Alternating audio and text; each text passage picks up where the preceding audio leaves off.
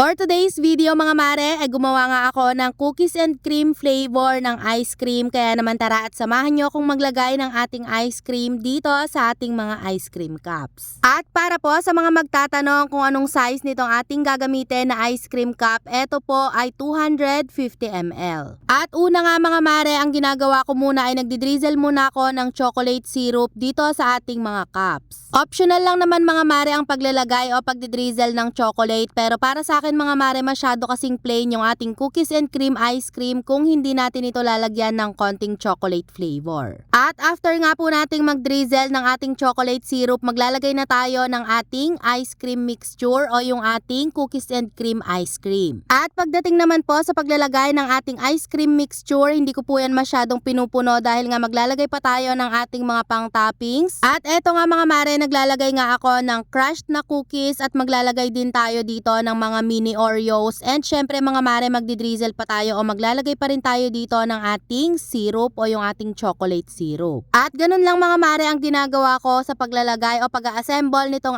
aking cookies and cream ice cream. At kung may balak din kayo mga mare na magnegosyo ng mga homemade ice cream katulad po nito, maire-recommend ko talaga mga mare na ganito ang gamitin yung cups dahil tignan nyo naman, napakaganda at napaka-clear. At isa pa nga sa pinaka nagustuhan ko dito mga mare, yung kanyang takip, dahil meron na talaga yung awang para sa kanyang kutsara o sa mini spoon. At eto nga yun mga mare, yung mga ginagamit kong cups para sa ating mga ice cream. At eto naman yung kanyang takip. Kapag bumili kayo nito mga mare, ay meron na yung kasamang takip. At eto nga pala mga mare, yung kasama niyang takip, tignan nyo naman, meron talaga siyang awang o parang space para sa ating mga mini spoon. At nakakatuwa talaga mga mare kasi hindi talaga yan dikit na dikit dun sa ating pinaka ice cream. At yun nga talaga yung pinaka nagustuhan ko dito mga mare, kasi nga kahit maglagay tayo dito ng medyo malalaking toppings ay okay lang kasi hindi pa rin yan didikit sa kanyang takip. Napakaganda talaga ng cup na to mga mare, at talagang parang sinadya ito para sa mga ice cream kasi tignan nyo naman, ganito